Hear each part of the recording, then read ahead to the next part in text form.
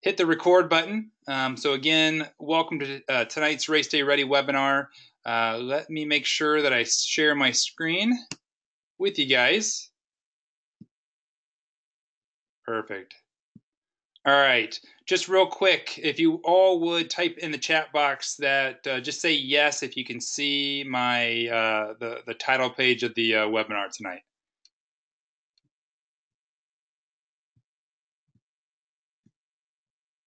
Cool. All right, thanks everybody. So we're going to get started, and we're going to try something a little bit different tonight to make it a little bit more entertaining instead of me just relaying information to you, which we'll still do plenty of that. But to get started, I thought we would share a little inspiration first. So bear with me for the next couple minutes.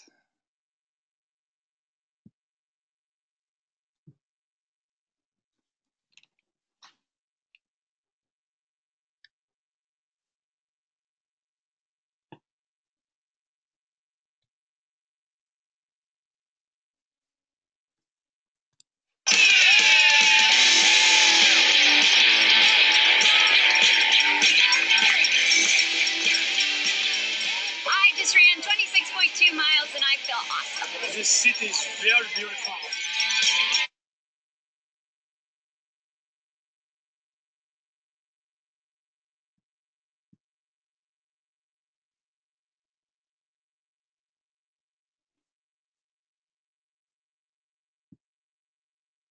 All right, well, I promise you that was meant to be inspirational. So a little technical difficulties, but that's okay.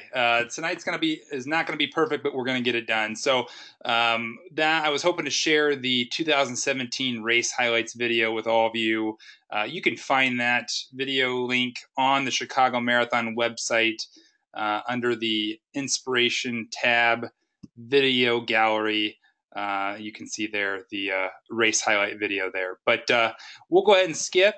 You know what? We struck out with that one, but that's all right. So let me turn this into presentation mode. Cool. All right. So what are we going to talk about tonight? Here's just a table of contents to tackle. We've got race week. We're going to be talking about race weekend, race morning, the race itself, of course. We're going to talk a few points on racing strategy, post-race, some reminders for your supporters, of course, some inspiration, and then staying connected with Kopf Running. So let's jump into it. So right off the bat, some of this stuff is going to be pretty common sense. You probably have read some of this in your weekly tips that you've been getting, especially the last couple of weeks. And just bear with me. It certainly is information that bears repeating, and I think it's all really important stuff. So the most important thing you can do as you get ready to tackle race day is to keep things as simple and familiar as possible. Nothing new. So what does that mean? We're going to be eating the same foods we've eaten throughout training. We're working out, running, generally at the same time that we have been all summer long. We're getting plenty of sleep, especially Monday through Friday, as you may find sleep on Saturday night challenging. We're not busting out a new pair of running shoes. We're not buying a new pair of running shoes at the Race Expo next weekend. You should already have your race day shoes purchased and with a few miles on them already. Now is not the time to try a new energy gel or electrolyte drink. And of course, we're sticking to our training plan. Common sense stuff, right? But you know what? We've heard horror stories out there and people have deviated from what they've practiced all summer or all training long with some not so good results. Race week best practices continued. If you have small children, have you solidified your childcare plans? I recommend being packed and ready to go by Wednesday or Thursday of next week. This is going to give you plenty of time to make any last minute changes and really give you peace of mind heading into the race. My expert tip is dress for race day as if the air temperature is 10 to 15 degrees warmer. Right now, the extended forecast is calling for a high of 59 to 60 degrees with some rain. Of course, that can change as time marches on, but if that holds true, we're probably looking at a race start temperature in the upper 40s to lower 50s. So we're going to want to dress 10 to 15 degrees warmer than that. If you're running with your own nutrition or hydration, definitely have everything ordered and in hand by midweek of next week. Again, giving yourself enough time to pivot or call an audible if necessary. Is your race day playlist finalized? If you're one who likes to run with music, if you're driving, whether you're driving or flying, obviously make sure all is well with your vehicle or with your flight details. If you're staying in a hotel, might as well give them a call and confirm that everything is okay with your reservation details and they are expecting you and your stay is as it should be or as you booked it. Race hydration starts no later than Thursday. Race hydration does not start Saturday night. So we really want to start honing in our hydration on Thursday of next week, the 4th. Race weekend. Now the fun begins. Arrival. Know how and when you're going to be arriving in Chicago. Food. Do you have a plan for where and when you will eat? Nothing new again until after the race. For a lot of you who are running for charity, don't rely solely on the food that's being provided at your team event, if there is indeed a team event. My tip is, if possible, bring your own food and make sure your hotel has a fridge and microwave. Race Expo and packet pickup. So the packet pickup and Race Expo takes place at McCormick Place, the North Building Hall B. And that is next Friday, October 5th from 9 to 8 p.m. and next Saturday, October 6th, 9 to 6 p.m. You are the only person who's going to be able to pick up your race packet and bib. This rule changed about 5 years ago. So if you were planning on having somebody else pick up your information, that's not going to happen. And of course, there's no race day packet pickup. Have a plan for how you are getting to and from the expo. If you are driving and parking at the expo, don't forget to validate your parking. I think with a validated parking slip, I think parking is only $10 as opposed to like $25 or $30. If you're going to the expo on Saturday the 6th, make it your best effort to spend no more than an hour at the expo. It does take some time to get from your parking spot to the actual expo hall, just because of the sheer enormity of McCormick Place. If you are going on Friday the 5th, maybe allow for a little bit more time to soak in everything. But again, there's going to be a lot of vendors, hundreds of vendors at the expo, promoting their newest and latest products. A lot of those are nutrition related products. Remember, nothing new. We're trying nothing new before race day. Get to know the course. If you're not able to drive the course beforehand, which obviously with Chicago, a large city like Chicago, that may not be possible. Check out the course video to get an idea of what the race will be like. You can see there's a link here. But again, if we go back to the Chicago Marathon website under inspiration, you can check out the actual course video. And they'll actually have that playing throughout the entire expo too, which is pretty cool. So I'm going to hit the pause button and see real quick if anybody has any questions at this point, as my computer hopefully is not freezing as I hit the escape button so I can see the conversation. Let me see here. Cool. All right. So now let's just take a quick pause. Are there any questions on any of the information that we covered in regards to race week or and anything leading up to that?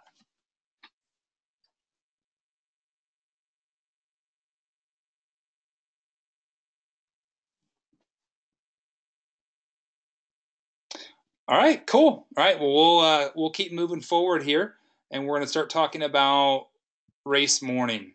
So it is truly a time to change your life. Have multiple means of waking up in addition to the alarm on your phone. I can't stress this enough. I've coached athletes before who, unfortunately, something happened. Their phone, their alarm didn't go off. It was set incorrectly. and they did not wake up in time for the race. So have multiple means, have the front desk, request a wake-up call, have family and friends call you. But again, multiple means of waking up. Can't stress that enough. Know how you're going to get from where you're staying to the start area. If you are driving, expert tip would be, book your parking ahead of time. You can do that with Spot Hero, which there is, you can find information on that on the Chicago Marathon website. There is a section on parking. Definitely, if you are driving, you want to reserve your spot. Do that now. Because all the good spots, the close spots are starting to fill up pretty quickly. It's a good idea to bring a race morning throwaway outfit to wear before the race starts. If we're looking at a high of 60, like I said, the temperatures could be, in the 40s and cool at the start of the race. And, you're going to be waiting around a little bit before the race actually starts. So it's a good idea to maybe bring like a long sleeve shirt, like a hat, a warm hat, maybe some pants, maybe like an old Mylar blanket from a previous race, or like a blanket that you just don't mind getting rid of. Any and all the clothes and items that are left at the start line get donated to local homeless shelters. So it's a pretty cool deal that they do. So I would highly recommend bringing a race morning throwaway outfit and other materials. It's always best to arrive at your start corral a good 45 to 60 minutes before it closes. So if you are in wave 1 and your race starts at 7:30, that means that all the corrals in wave 1 will close, I believe, at 7:20 a.m. So you want to work backwards from that. I know it may seem really early to get there an hour before, but get there, get situated. You're going to probably use the restroom multiple times. You're going to want to go through and do your warm-up. Because once the corrals close, if you're not in your designated corral, you will be forced to move all the way back to the final or the last corral in your particular wave. So that's always best. Again, and this last point I want to stress, once you're in your corral, you're going to be in there with thousands of people. There's going to be a lot of nervous energy without a doubt. But I encourage you, your warm-up's done, get into the corral, find a spot where you can just kind of stand, close your eyes, and just really start visualizing how you're going to execute your race plan, what your expectation is for the upcoming experience, and just really kind of just start to zone in and really just get into your own headspace. You'll see a lot of people, shaking out, stretching, doing all that stuff. That's all fine and well, but those really can sap you of energy. Nervous energy it's totally natural to be nervous, obviously, but the more deep breathing, visualization you can do at the start of the race, the better. Now, the race itself. I always recommend starting slow and taking the first few miles to really settle into a strong, steady, but realistic pace. Resist the urge to take off and try to set a personal best in the first 5K. Remember, it is a marathon, not a sprint. And you will see people from the very start who take off and they start weaving in and out of people. And really moving horizontally instead of in a linear fashion. And this is really just energy that you end up spending that you don't have towards the end of the race when you really need it that last 10K to 5K. So settle in at a nice, steady, calm pace. Again, Chicago is one of the 2 largest marathons in the world, so obviously it's going to be crowded. Up to 45,000 people starting the race. So again, resist the urge to weave in and out. There's going to be plenty of time to make your move and to find your spot along the race course. Obviously it's time to execute your nutrition and hydration strategy. Be aware that each hydration station is several city blocks long. Be aware, keep your head up. there will be markings for both water and Gatorade. You will see people who uh, hundreds of people that will just make a beeline for the first Gatorade table. Resist the urge to do that. I certainly advise against that. Those tables are extremely crowded and can actually be quite hazardous. I've seen people run into each other, people wipe out. It's always better to pass up those first couple tables, maybe hit up the third or fourth ones where there's not that many people and there's plenty of volunteers that are willing to make sure you get hydrated. Staying positive and embracing the fact there are going to be peaks and valleys along the way. I'm a big fan of mantras. So when you find that times are getting difficult, using a mantra like finish strong, I got this, or 1 mile or just 1 mile at a time, I find helpful. And I find helpful whenever doubt starts to creep in. So something that has always worked for me and you might find beneficial. And to remember too, you didn't just show up for this race. You put in the work the last 4+ months. You've put in hundreds, if not thousands, of training miles. Trust in your training. Take things 1 mile at a time, and eventually you're going to get to the finish line.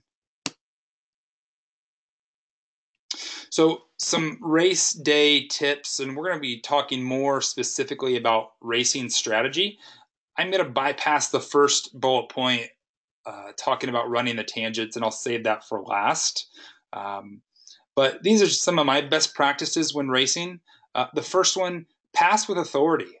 It doesn't mean that when you go to pass somebody, you zoom past them and then you stay in that pace, because obviously you're going to, naturally speed up a little bit. But I always find that it gives me a mental boost that when I pass somebody, I sort of surge past them, and then eventually, shortly after passing them, settle back into my strong, steady pace. I find that gives me a nice mental boost and some confidence.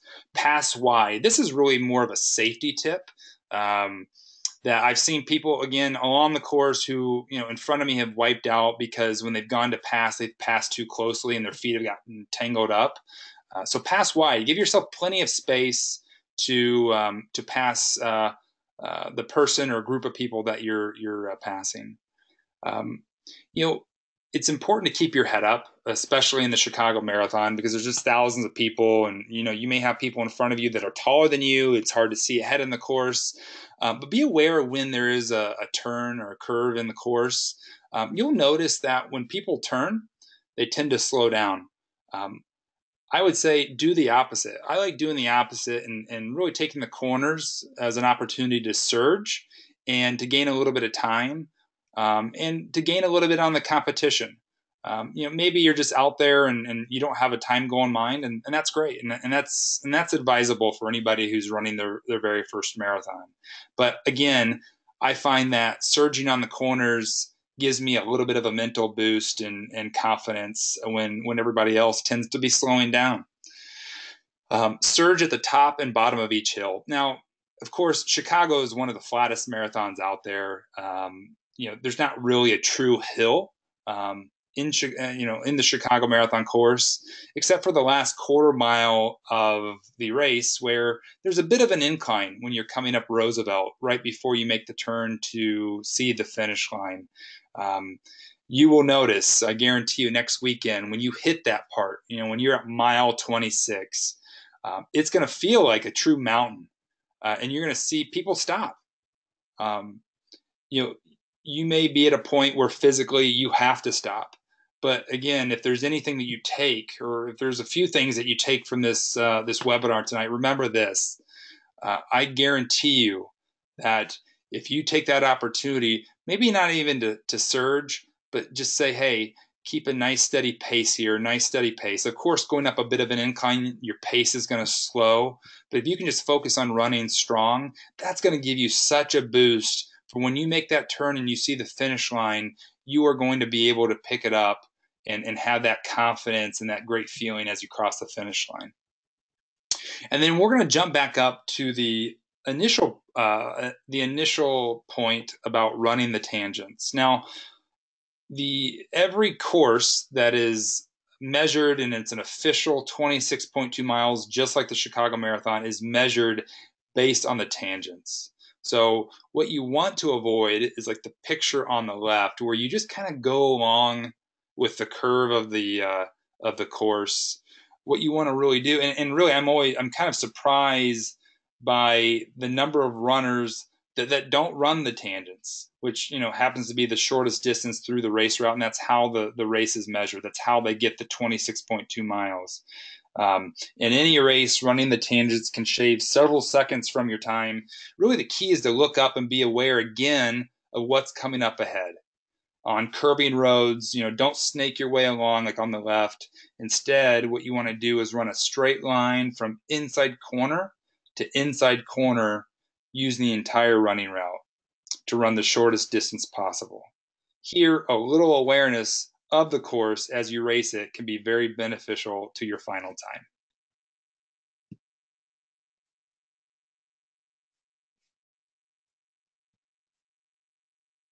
So I'm going to take a second here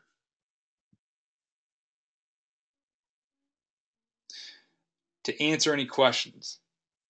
Yeah, so Brian asks a great question. With the large crowds mentioned, is it possible to run the tangents? Brian, that's a great question, and the answer is yes. The answer is yes.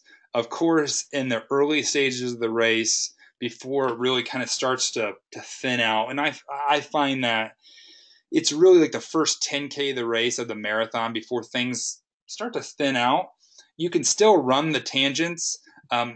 You just probably aren't going to be able to run them maybe at the speed. You're going to be forced to slow down a little bit just because of the sheer number of people, but you can still run that tangent, that shortest distance. It's only until probably about mile 6.5, 7 that you can not only run those tangents, but start to surge into those curves.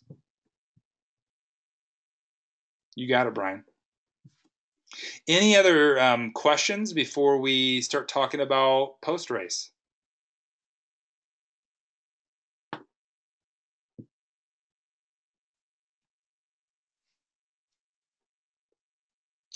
Cool. Well, oh, yeah, Cheryl. What would you recommend for a back of the packer? So I'm guessing Cheryl, we're starting in one of the last waves, one of the last corrals.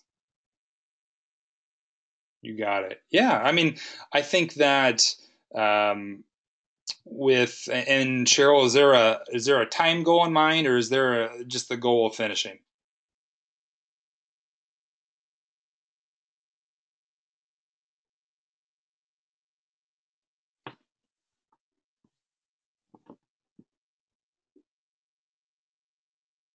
I think too, this is a good question for a back of the packer. I think the focus should just be uh, on running on running a strong, steady race. Running your race, whatever that pace is, whatever that comfortable, strong, steady pace is for you. So Cheryl says there's a goal of finishing. Struggling with some tendonitis, will be most likely running and doing some walking. Or doing walking with some running. Okay, that's great. So I just think that, remember, this is your race. You've owned the training up to this point. And so focus on having fun.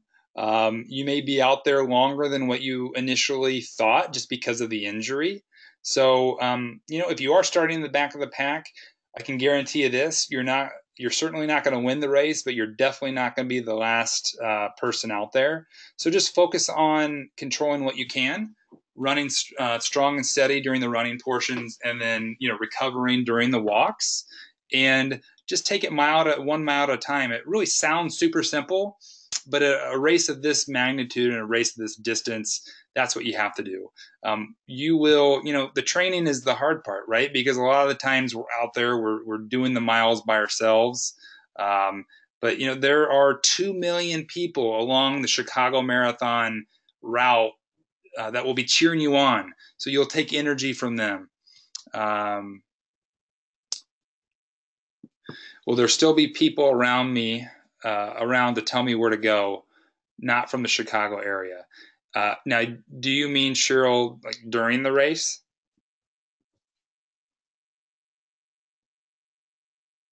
Yeah, of course. The Chicago Marathon is one of the best races out there as far as volunteer support and just support along the course. Like every year, I'm just absolutely amazed and inspired by the support that's out there. So you are never alone. And there will always be somebody to make sure that you are continuing to go in the right direction for sure. So no, certainly no worries from that perspective, Cheryl. You're welcome. So we're going to start talking about post race, and we'll of course have time to cover any other questions.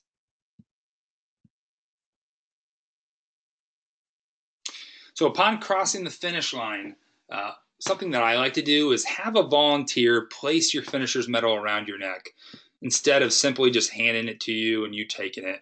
I think it's just like a cool little extra thing that tends to make me feel special. And this is such a huge accomplishment that you all are about to achieve. So I think that little extra bit of information, I think, makes it a little bit more special. So try it out. Put your hands behind your back and have somebody put that around your neck. You've earned it. Of course, once you finish, the urge is to stop, sit down, lay down, and really just like pass out. This is one of the worst things that you can do for your body. And even with that said, there are volunteers at the finish line whose sole purpose is to keep you moving and pushing you through the finisher chute. I mean, there's thousands of people, hundreds of people, finishing at any given time. So obviously the runners finishers area, the finisher chute, can get quite crowded. So keep moving after you finish, and there will be plenty of time after the fact to rest. Definitely have a plan in place to reunite with your family and friends after the race. I would encourage your supporters, and we're going to talk about this in a couple of slides, to download the race app to track your progress, just so they have an approximate idea of when you're going to finish. It's always best to try to eat a full meal within 2 hours of finishing the race. How are you going to get from the finishers area to where you're staying? If you are staying in the city, have that plan in place.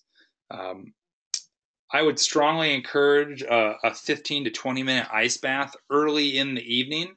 So if you're going back home or you're staying in a hotel, grab some ice, throw it in a tub with some cool water, and soak for a good 15 to 20 minutes. This will really help start the recovery process and start mending all those micro tears in your muscles from running that distance.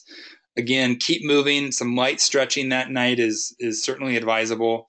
If you're going to get a massage, I would wait to schedule that until Tuesday or Wednesday of the following week, just to account for any delayed onset muscle soreness. You might find on Monday that you actually don't hurt that bad.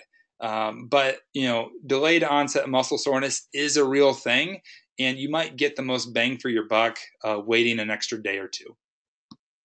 And then, of course, in the days following the race, it's time to take inventory of what went well and what you can improve on, both in race on race day and in training. So I'm not going to, there are links here. I'm not going to click on each one, but these are resources and reminders for your spectators. Again, I highly encourage, and we can go to this part of the website, but the spectator information tab, the event information tab, and the spectator information selection on the website is really a great resource for spectators, people that are going to be obviously there watching you. Right here, the spectator guide you can download.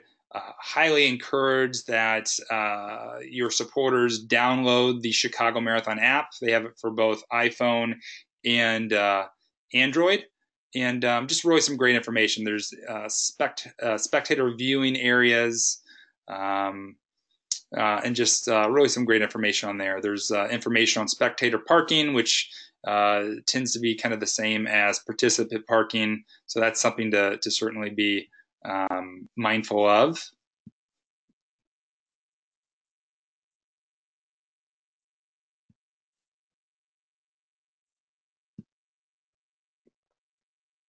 So as we kind of finish things up, a few things. Here's some. I'm not going to read all the quotes, but you see them here. But I'm a sucker for inspirational quotes. But just some things to remember. Again, and we shared this, I believe, in the very first webinar to kick things off at the beginning of the summer. But we don't rise to the level of our expectations. Honestly, we fall to the level of our training. So whether or not you put the work in. So when you get to that start line next Sunday, you're going to know. And if you've done the work, trust in the work that you've done, and just trust in the process. And if you've done the work, you should feel totally confident that you're going to accomplish your goal of finishing the marathon. Whether you think you can or can't, you're probably right. That's a classic from Henry Ford, but one that I absolutely love. And you can read some of the other ones here. I love this one. This one's been in one of our tips before, so it might look familiar, but running is nothing more than a series of arguments between the part of your brain that wants to stop and the part that wants to keep going. Undoubtedly, there's going to be parts in the marathon, whether it be within the first half of the race, maybe it's mile 16 when you still have 10 miles staring in the face. Maybe it's at mile 20 when you're getting ready to walk or run into uncharted territory, or maybe it's the last mile of the race, or maybe it's that last quarter mile that we talked about when you're going up that incline on Roosevelt. But there's going to be a time when you doubt yourself. That's natural and that happens. But again, trust in your training and use one of those mantras or something that's worked for you. Or for those of you who are running for charity, remember why. Remember why you signed up for the marathon. Remember why you signed up as a charity athlete. Remember the mission. Remember your why, and that'll help propel you across that finish line. You've seen this in tips before. I just love throwing this in there because, whatever excuse you have in the race next week, it's not valid. You can do it. You've put in the hard work. The hard work is nearly all behind you. Now it's time to celebrate your accomplishment of finishing a Chicago Marathon training block or a marathon training block and enjoying the race itself. So don't let those excuses creep in. Remember, they are just that. They're excuses. They're not reality. And then remember, when all else fails, keep moving forward. 1 foot in front of the other, 1 mile until you cross the finish line. So these are some ways to stay connected with Kopf Running. You should have all this contact information. We will be sending out a post-race survey next or the week after the marathon. Would love for you to fill out that information. It helps us do what we do better. So that would be greatly appreciated. And I was gonna play the course video where you can kind of see what you're in for next Sunday. But I would encourage all of you to go on the Chicago Marathon website. Again, it's under the Inspiration tab, Video Gallery, and check out the course video if you haven't already. It's right here, course video, and I think it's a really cool way to prep yourself for race day. So, with that said, we're going to go ahead and open it up for questions and comments, and we'll make sure we get all those answered before we take off tonight.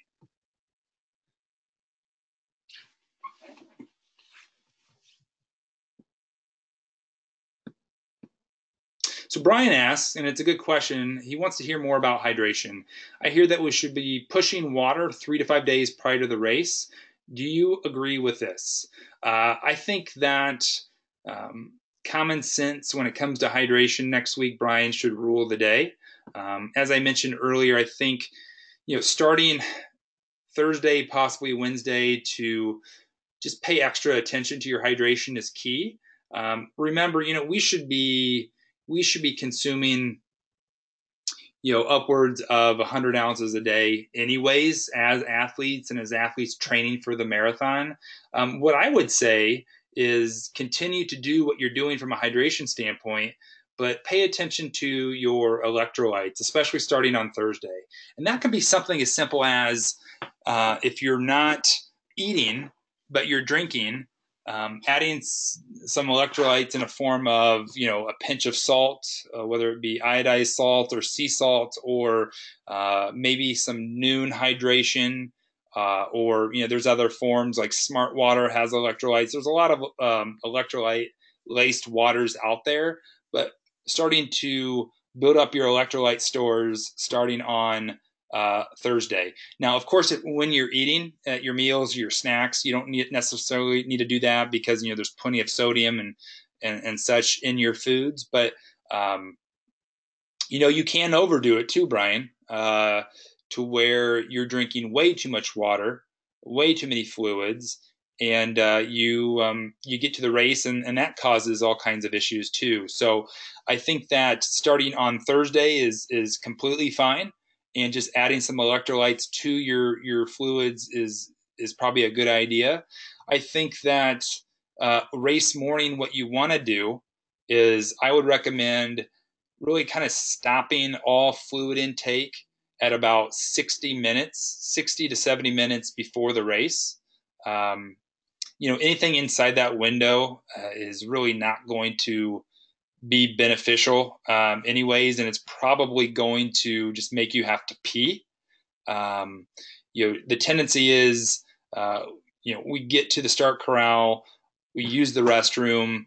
At least this has been my experience and experience with a lot of my clients. And nervousness, anxiety, you have to use the restroom a good 1 to 3 to 4 times before the race starts, and you're just peeing all those fluids out. Or maybe you don't have to pee at the start line, but you have to use the restroom at mile 3. So we want to try to avoid that and time that. So it's best practice would be 60 to 70 minutes before the race start.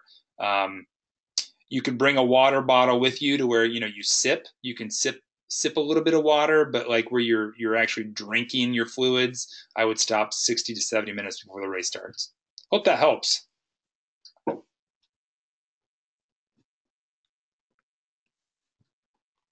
Yeah, of course. You're welcome. Thanks, Brian. Good question. Any other questions out there?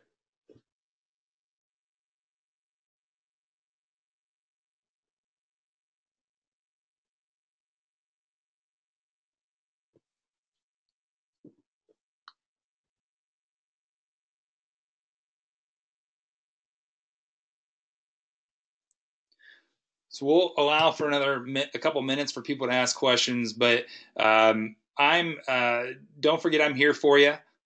Certainly all of next week. So if you have any questions, of course, email me. If you want to jump on a phone call to talk through some things, if that makes more sense for you, let's schedule that. I want to make sure that everybody feels good going into race day.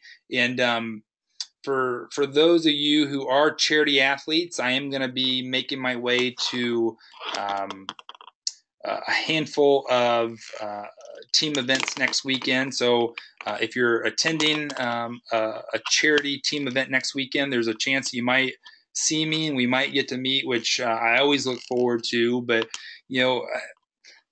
something I can say is the Chicago Marathon is one of the most amazing events in the world. Like we mentioned, it's the second biggest marathon in the world, only behind the New York City Marathon. Upwards of 45,000 people are going to be towing the line. And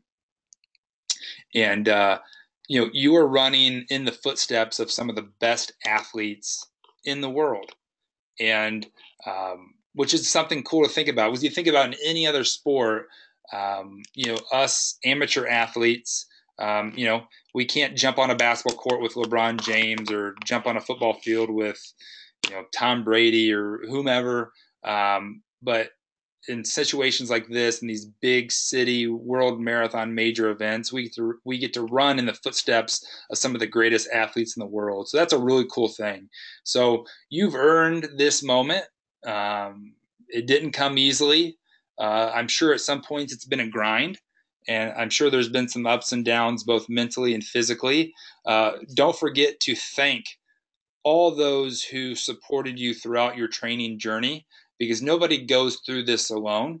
There's lots of sacrifices that have to be made by family members, friends, coworkers, whoever's there supporting you. So be sure to give them a thank you and a pat on the back, a hug, and to remember them and to acknowledge them. So I want to acknowledge all of you for putting in the hard work and for allowing me to be a part of this journey. Again, this is being recorded. This will be shared in next week's tip. So the link will be available, or you can just jump on YouTube right away and search Kopf Running and find this as early as later this evening.